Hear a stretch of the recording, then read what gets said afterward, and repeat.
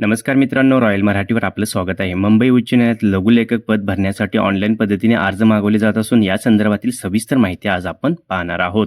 तर मित्रांनो, चॅनलवर नवीन असेल तर चॅनलला सबस्क्राईब, लाईक करायला विसरू नका. बघा, या भरतीच्या माध्यमातून स्टेनोग्राफर हायर ग्रेडसाठी 15 तर लोअर ग्रेडसाठी 15 अशा टोटल 30 जागा भरण्यासाठी जाहिरात आलेल्या असून यासाठी आपल्याला फक्त ऑनलाईन पद्धतीने अर्ज करायचा आहे, याची आपण नोंद घ्यायचा आहे. तर बघा, ह्या मुंबई उच्च न्यायालयात जागा असून यासाठी लागणारी शैक्षणिक पात्रता काय आहे? तर उमेदवार हा पदवीधर असावा. कोणतीही पदवी BA BCom BSc BEd असेल तरी सुद्धा आपण अर्ज करू शकणार.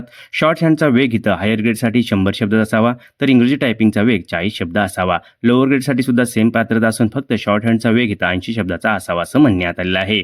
ॲप्लिकेशन फी काय आहे बघा, ऑनलाईन अर्ज करत असताना आपण इथं ऑनलाईन पद्धतीने 1000 रुपये इथं फी भरायची आहे. एज लिमिट काय आहे? 16 ऑक्टोबर 2025 रोजी 21 ते 38 इथं वयोमर्यादा ठेवण्यात आली आहे.